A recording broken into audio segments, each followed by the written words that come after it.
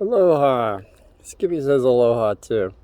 There was 3 times in my life where my father stood forth and showed me that he really cared for me. And I think everybody out there, kids or even anyone that's watching, there were certain times when your family member or guardian did something that stood out.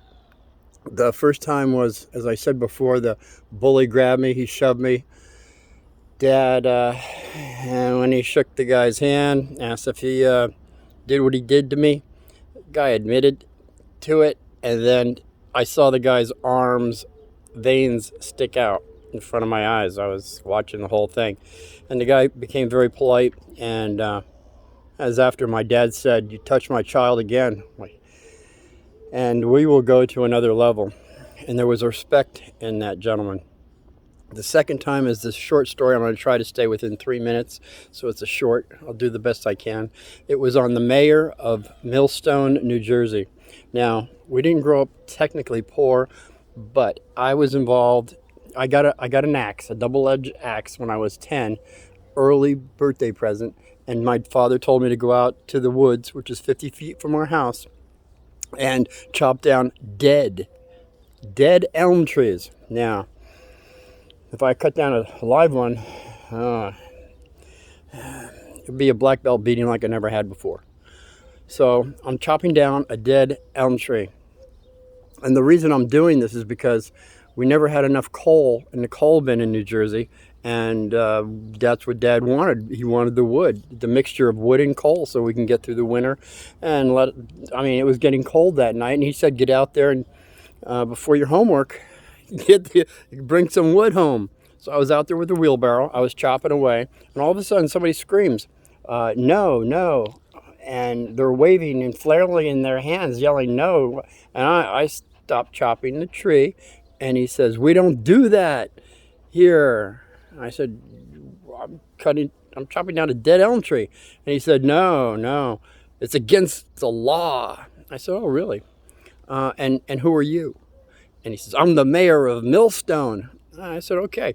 Since I was 10 years old and I took authority, to where I respected my elders, I said, okay, no problem. It's against the law. We don't do it anymore. It must have been something in 1964. Remember my fourth grade when the teacher says, when I was raising up the flag, she says, no, we don't do that anymore. I'm thinking maybe 1964 was the year it was just phrases, like read my lips,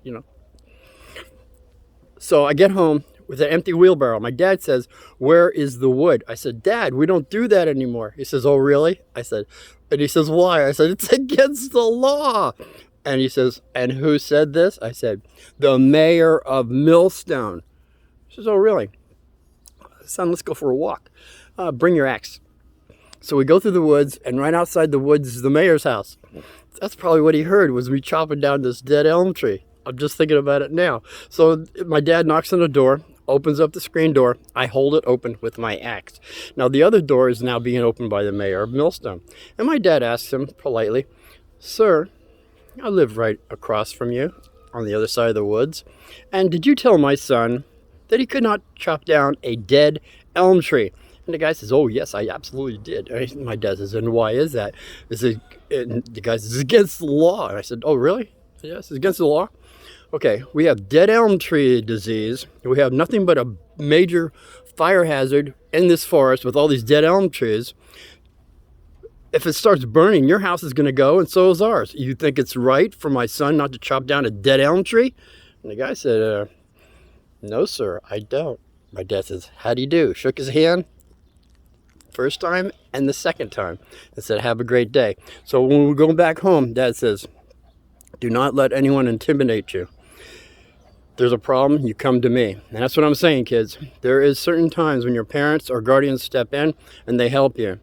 And to this day, I wish I would have said to my dad before he went, Dad, this is like the second time that you stepped in and you did a remarkable job. So you kids around there right now that are listening to Uncle Martin, or anyone that has their family still alive, that did something for you as you were growing up, that improved your mental state, emotional and spiritual state, say to them, you were grateful and you were happy it happened.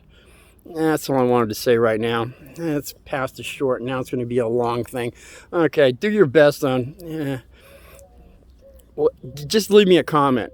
And if you can't do that, a thumbs up or down. I don't care. Skippy is concerned. Be well. God victory.